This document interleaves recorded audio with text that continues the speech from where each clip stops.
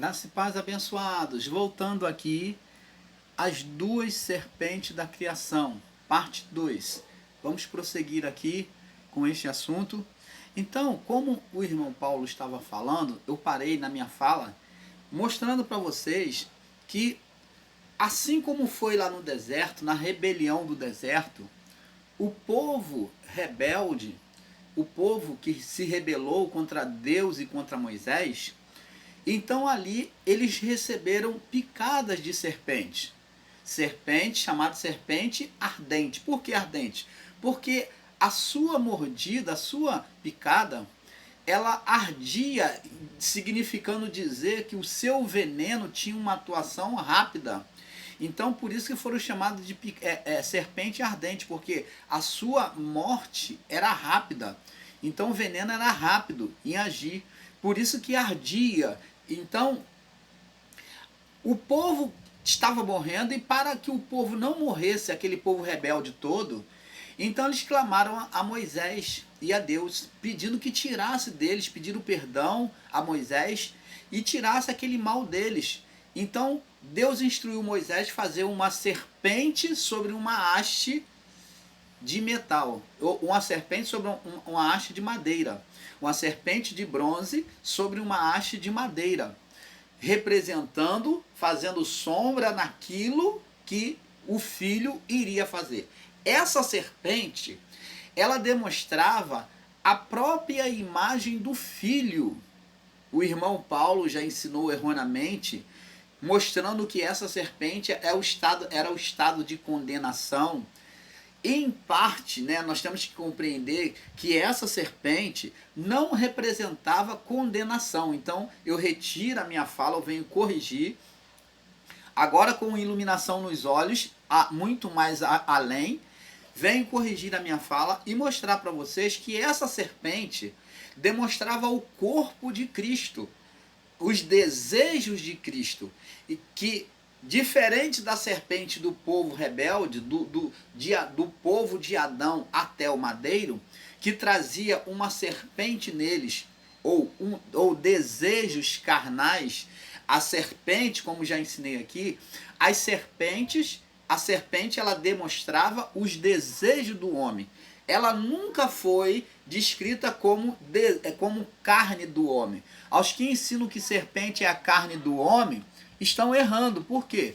Porque a serpente, ela significa os desejos do homem.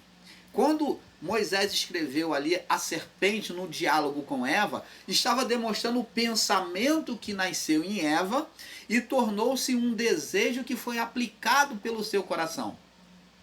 Vê que lá dentro do coração de Eva existia também uma serpente espiritual que falou com ela, lembrou ela as verdadeiras palavras de Deus. Quando a serpente dos desejos carnais, ela falava o contrário do que Deus disse, a serpente espiritual, que é a serpente da voz divina dentro dela, dos desejos de Deus dentro dela, falava o que verdadeiramente como Deus falou.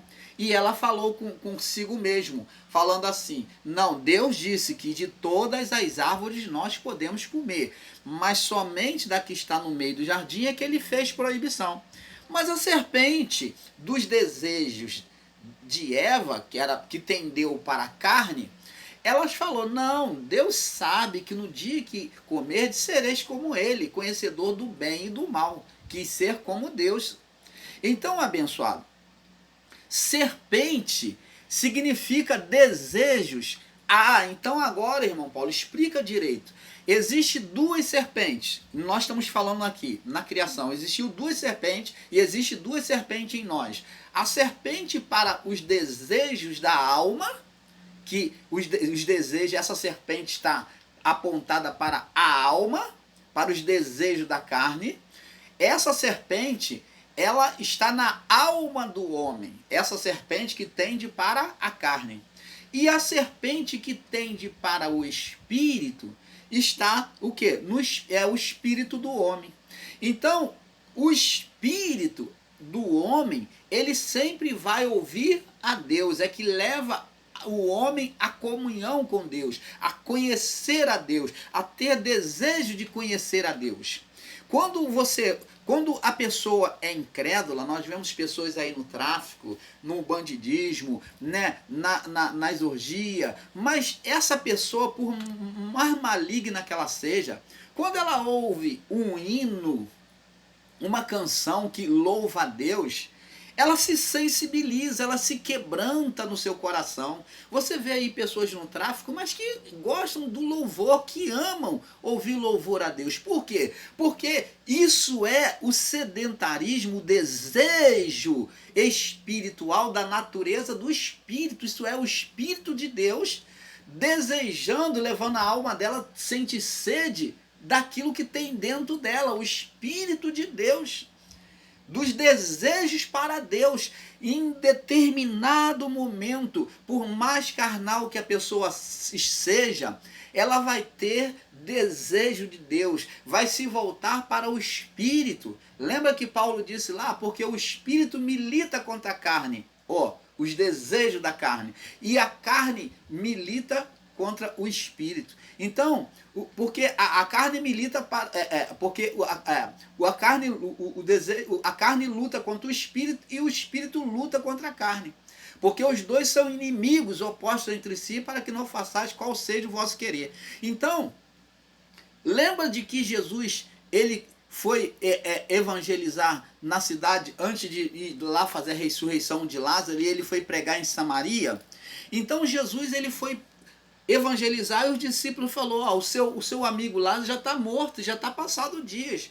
Jesus, ele falou, não, vamos ali primeiro em Samaria, evangelizar ali, né, levar o evangelho, depois a gente vai lá ver Lázaro. E vamos pregar enquanto é dia, porque a noite vem quando não se pode mais fazer nada. E que noite que ele está falando? É justamente o período em que a dominação espiritual dos demônios, do mal, domina a mente do homem. Então Jesus estava falando de pregar no momento oportuno, que espiritualmente aquele povo ali estava no momento que ele podia semear a palavra. Mas quando viesse a noite, não tinha como você querer trazer a luz, porque as trevas estavam dominando ali. Então, é isso que temos que entender, que há determinado momento em que, por mais maligno que seja o homem, ele tem um momento de quebrantamento. Um momento em que é o momento de você trazer a luz para ele. Um momento que é o momento em que o homem, a alma dele não se curva para os desejos da carne, mas a alma agora se volta para os desejos do Espírito. Opa! Canal Luzes da Graça, trazendo a perfeita revelação do Pai a você. Então, abençoados, dentro de nós existem essas duas serpentes, essas duas naturezas que são desejos. Dentro de nós existe o desejo para a carne e o desejo para o espírito. A alma, que é intermediária, ela tende tanto para um lado quanto para o outro. Ela se sujeita aos desejos da carne, como também se sujeita aos desejos do espírito, de Deus. Quando falamos de desejo de espírito, falamos de Deus, do Criador, de satisfazer a Deus, de buscar as coisas de Deus, de se quebrantar, de se arrepender, de pedir perdão, de voltar, de desejar querer voltar e consertar as coisas. Todos nós, por mais maligno que somos, temos o nosso momento de quebrantamento, de desejar para o espírito. Dessa serpente, essa serpente que em Cristo foi demonstrada como serpente de bronze, que era a serpente da justiça, do juízo. Então há momento de arrependimento em nós, por mais maligno que nós sejamos. Desejamos o quê? Manifestamos em nós a serpente espiritual e não a serpente da carne. Então em nós existem essas duas serpentes. A serpente que tende para a carne, que é ali no meio, a intermediária é a alma. Ela se curva desejando para a carne, manifestando a serpente de Eva e que Eva e Adão manifestaram neles. E podemos manifestar também a serpente, a alma ela tende para a serpente divina, espiritual, dos desejos de Deus, aonde não há traficante que fique de pé. Quando ouve aquela canção, aquele hino, né, que é inspirado por Deus, e ele ao longe, ele quando ouve, ele se quebranta, ele chora, ele quer se aproximar, ele quer voltar para a fé. O desviado, a pessoa que está num caminho, que já esteve com Deus, ela é quebrantada mais uma vez.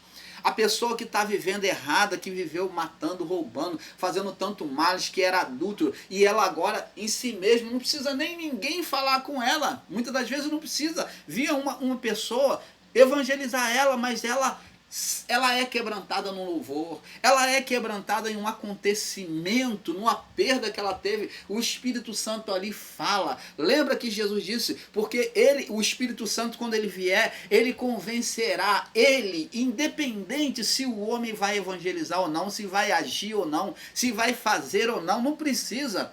Mas o Espírito Santo, independente do homem, diz que ele convencerá, ele move, ele...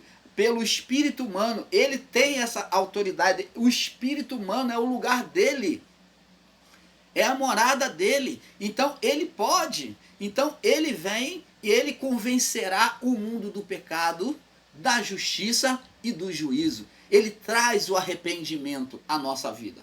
É ele que fala dentro de nós, aquela voz dentro de nós, que traz para o bem, que trabalha o nosso ego, que trabalha os nossos desejos, que vai contrário aos desejos maus, que vem de uma forma mansa e suave, falando ao nosso coração, apaziguando a maldade, a fúria, o ódio, a maledicência, as facções criadas em nossos pensamentos, em nosso coração.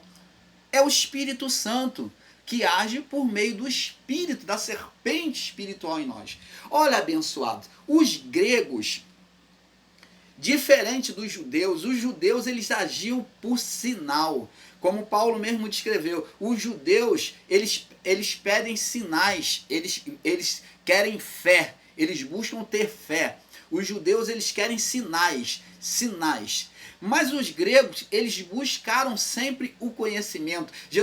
Paulo disse que a salvação não seria nem só por fé e nem pelo conhecimento, mas o mundo seria salvo pela loucura da pregação. E o que é loucura da pregação? É não estar apoiado, fundamentado nem na fé e nem no conhecimento. A salvação de Deus vem a nós, ela está intermediária. Ela não pode ser calcada somente no espiritual, na fé, e nem somente no conhecimento da palavra de Deus. Não só na letra e nem só no espírito, mas ela tem que vir, ela veio de forma intermediária. Ela veio confundir o grego, que é o que busca a sabedoria, o entendimento, a razão, e veio confundir aquele que vive por fé, que vive buscando sinais. Jesus, ele veio pregar a loucura da pregação. Paulo entendeu isso, ele estava no meio como intermediário, nem pela letra, pela razão e nem pelos sinais, pela fé. Então, é assim que temos que viver, ter o entendimento de Deus. Não ao extremismo da letra e nem ao extremismo da fé. E nós, o canal Luz da Graça, buscamos isso. Não somos radicais, literais, como alguns irmãos aí, ensinadores em graça, que estão pegando-se a letra. E nem somos extremistas de chegar e buscar uma fé absurda. Não, nós buscamos ponderar as coisas, né? Ponderar o entendimento e buscar uma fé ponderada. Então, os gregos, eles entenderam sobre essas duas serpentes, e foi eles que fizeram o bastão de Hermes. Eles trouxeram o bastão de Hermes, aonde tem duas serpentes entrelaçadas, mostrando os dois desejos que há dentro do homem. Os dois desejos que há dentro do homem, dentro da natureza espiritual. A alma é espírito, ela manifesta-se de forma espiritual. E o Espírito é a essência de Deus que trouxe vida à alma, ou ao corpo, tornando alma vivente.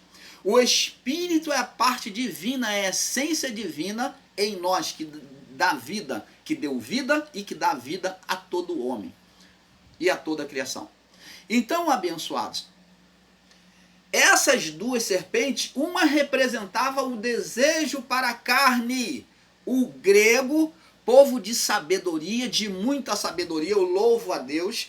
Na ignorância do meu entendimento, eu já critiquei os gregos, buscando entender que tudo que eles faziam é idolatria, mas não. Mas hoje compreendo e sei ponderar, sei separar o que é verdade.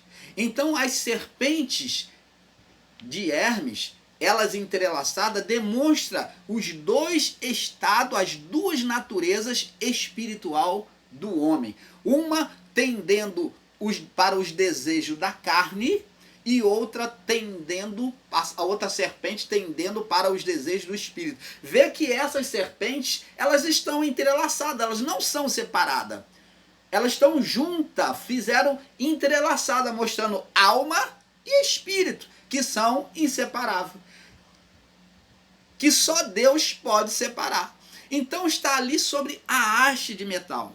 Jesus lá, quando o povo de Israel, o povo rebelde, o povo hebreu, os rebeldes, se levantaram contra Deus e contra Moisés, Deus mandou Moisés fazer uma serpente de bronze e levantar ela sobre um madeiro, sobre uma haste de madeira.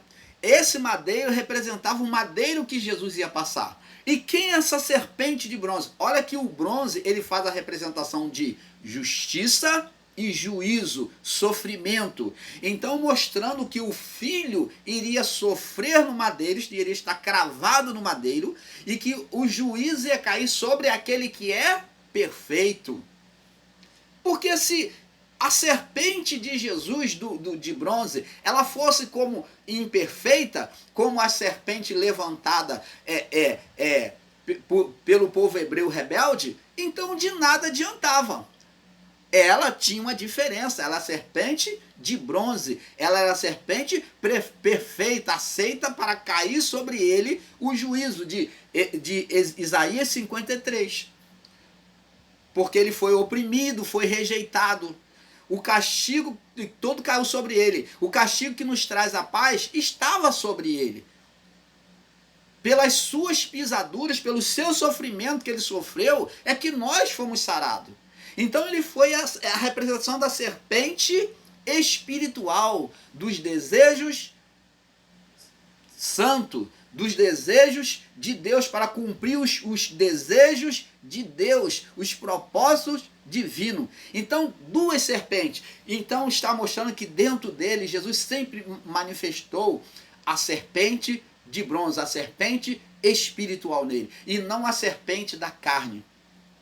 Ele sempre buscou ouvir a voz de Deus, os desejos de Deus. Ele mesmo falava, eu não venho satisfazer a minha própria vontade, eu antes busco satisfazer a vontade de meu Pai. Na hora do batismo, João Batista falou, eu que devo ser batizado por ti, e vem tu a mim. Jesus falou, não, deixa, porque nos convém cumprir toda a justiça de meu Pai, todo o desejo de meu Pai. Oh, que maravilha, né? Então ele sempre buscou com humildade satisfazer a vontade do Pai. Até no momento da cruz, lá antes de ser entregue, né, lá no Getsemane, ele lutando contra a sua natureza carnal, ele ali entrou num momento em que ele sentiu tanto o que ele iria passar na carne, no corpo físico. Ele sabia tanto que a sua alma iria sofrer, que ele sentiu isso. Ele sentiu esse peso e ele falou, Pai, se possível, passa de mim este caso. Se tiver uma maneira de evitar esse sofrimento, ele sabia o sofrimento que ia passar, ele sabia que o mundo era mau, ele sabia a humilhação, o sofrimento, os escárnios que iria passar. Ele de forma profética sabia, ele soube. Então ele orou, Pai, se possível, se tiver uma forma de salvar essa humanidade, essa criação, evita de eu passar esse sofrimento. Mas ele disse, mas que contudo, Pai, seja feita a tua vontade. Eu busco manifestar em mim a serpente espiritual dos desejos para o Pai, para ti, Pai. Você está vendo? Você está vendo? Então, é por isso que Jesus mandou os discípulos vigiar e orar por 3 vezes. Eles estavam ali cansados, caíam adormecidos. Ele disse, porque a carne está pronta. Porque a carne está pronta. Porque ele disse vigiar e orar, porque o espírito, o espírito, a essência, a serpente espiritual está pronta, os desejos, o espírito, o lugar de Deus está pronto, mas a carne é fraca. Então ele queria que eles buscassem o quê? Os desejos, eles se voltassem para os desejos de Deus e não para a carne. A carne estava lutando contra eles ali, criou um sono profundo que eles não conseguiram por 3 vezes nem orar com Jesus. Olha a natureza da carne lutando contra Jesus, contra o Espírito, nos discípulos. Fizeram ele adormecer por 3 vezes. Então é por isso que na oração, amados, nós temos que lutar sim, temos que buscar resistir à nossa carne, não buscar deixar ser impedido quando estivermos orando, porque há uma atuação na natureza da carne para a alma que puxa a alma a desfalecer. Que puxa a alma a desfalecer, a sair da oração, a se cansar, entendeu? A adiar o seu relacionamento com Deus. Então, é isso que nós vemos. Então, as 2 serpentes existem dentro de nós. A serpente para os desejos carnais, né, para a carne, e a serpente para os desejos espiritual, para buscar a Deus. É por isso que ao ouvir a canção, ao ouvir uma palavra, o nosso coração ele se sensibiliza. Lembra dos discípulos no caminho de Emaús? Então, a serpente espiritual foi o quê? Foi despertada neles. Quando Jesus falava com eles, Jesus se mostrou para eles e falou assim, é por isso que enquanto o Senhor falava, o nosso coração ardia. É o mestre. É por isso que quando o Senhor falava, o nosso coração ardia. A serpente espiritual, o espírito, os desejos para Deus estava sendo despertado através da palavra de Cristo falada ali no caminho de Emaús. É o espírito que traz os desejos espirituais, os desejos das coisas de Deus, de estar com Deus, de ouvir a Deus, de louvar a Deus, de ouvir uma canção que engrandeça o nome do Senhor. Logo nos sentimos aquele arrepio gostoso, sentimos aquele refrigério, quando vem uma palavra de Deus ao nosso coração, somos fortalecidos, somos enrijecidos pela palavra pregada, porque essa palavra, ela vem de forma espiritual. Quando ela vem de forma espiritual, ela fortalece a nossa alma junto ao espírito. O espírito é fortalecido. Você está entendendo, abençoado?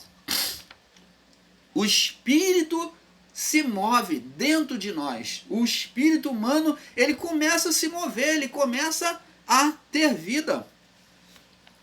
Então o espírito humano, né, ele, quando a alma se volta para ele, então ele é fortalecido em Deus, para os desejos de Deus.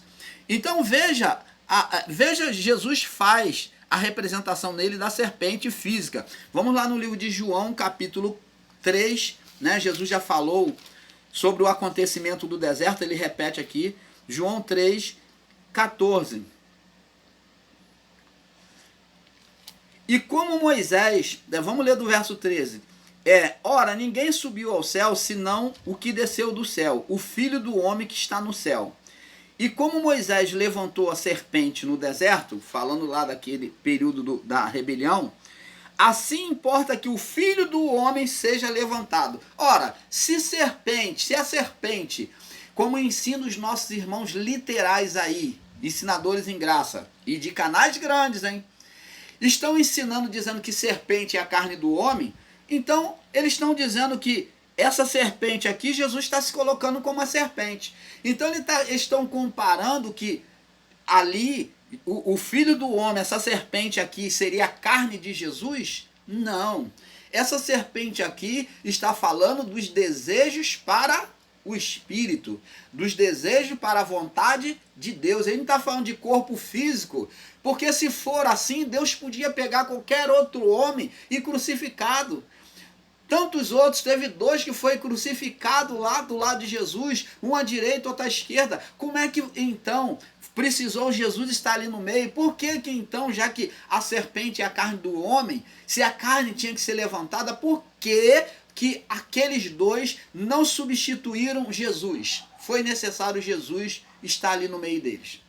Ora, se a representação da carne era a serpente de forma literal, como ensinam aí, então aqueles ladrões da cruz já faziam a figuração de uma serpente levantada sobre o madeiro. Mas teve que ter Jesus no meio, porque ele expressou a serpente, ele mostrou nele a serpente que o quê? Que ouve a voz de Deus. Uma serpente que não era surda, mas uma serpente que ouvia a voz de Deus. Adão trouxe para o mundo, por meio da carne, da sujeição dos desejos da carne, ele manifestou para o mundo uma serpente surda. A serpente surda que não ouvia a voz de Deus. Ela só ouvia a carne, os desejos da carne. Dificilmente ela ouvia a voz de Deus. Então Adão manifestou para o mundo uma serpente surda. E Cristo? Cristo manifestou nele uma serpente que ouve, uma serpente dos desejos, para os desejos de Deus, que é a segunda serpente, a serpente espiritual. Então aqui está vendo a serpente espiritual sendo levantada, sendo erguida, um homem, né, vindo com o propósito de ouvir e satisfazer a vontade de Deus. Como Moisés levantou a serpente no deserto, assim importa que o Filho do Homem seja levantado. Então não pode ser levado de forma literal o termo serpente como carne, porque então os ladrões da cruz poderiam substituir, já que eles foram levantados e crucificados, então eles poderiam substituir o papel de Jesus. Se você ensina de forma literal, então não precisava de Cristo estar ali, já que serpente é a carne.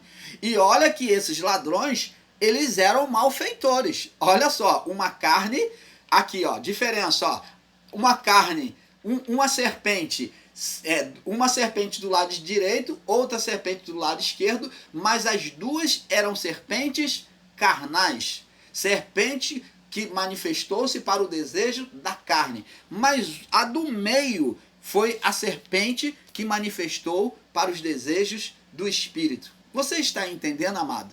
Esses homens eram malfeitores e eles estavam pagando o preço pelos seus erros. E Jesus não. O que estava do lado direito, um deles falou, quando o outro falou assim, do outro lado esquerdo falou, olha, se tu és filho de Deus, aí salva a ti mesmo, salva a ti e a nós, porque tu tá preso aí na cruz. Desce da cruz, já que tu é filho de Deus. E o que estava no lado direito falou, rapaz, esse daqui não fez nada, ele nada fez. Nós estamos aqui, pagamos pelo nosso erro. Mas ele nada fez, ele não cometeu erro algum. Ele justificou, ele reconheceu em Jesus a serpente espiritual que estava ali cumprindo os desejos de Deus. Louvado seja Deus, né, amados? Que maravilha de entendimento. É esse entendimento que nós, o canal Luzes da Graça, buscamos trazer a vocês. Um canal, um entendimento perfeito da vontade de Deus. Então, lá no livro de Salmos 21, vamos ver aqui também no livro de Salmos 21, para nós irmos complementando e aguçando mais o nosso entendimento dentro da palavra, né? Salmos 21 no verso 22. Salmo 21 no verso 22.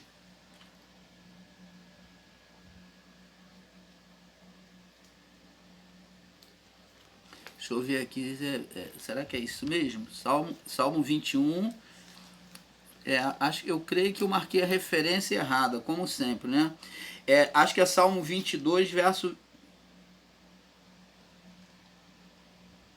Olha, aqui o irmão Paulo, o irmão Paulo deixou escapulir aqui e marcou a referência errada. Salmos 21, deixa eu ver aqui, se eu conferir aqui. eu aqui errei na referência. Vamos ver em Mateus 27. Depois eu vou corrigir isso aqui, eu coloco aí no comentário para você. Mateus 27, me perdoe aí, tá, meus irmãos? De vez em quando é muito estudo, e há essa confusão, muito estudo. Mateus 27, no verso 46. Às vezes acontece de eu marcar a referência errada. E diz aqui, ó, Mateus 27, 46. E perto da hora nona, exclamou Jesus em alta voz e disse: Eli, Eli, lama sabachthani. Isto é, Deus meu, por que me desamparaste? Ora, por que aqui Jesus está falando, Deus meu, por que me desamparaste? Aqui, ele tomou naquele momento o quê? O pecado do mundo, de Adão até o madeiro. A condenação adeana, a herança de pecado. Lembra de Paulo falou? Todos pecaram e destituídos estão da glória de Deus. Então, essa condenação adeana, essa herança de pecado, essa herança de pecado, já dito lá no livro de Jeremias, que o povo, no livro de Isaías, que o povo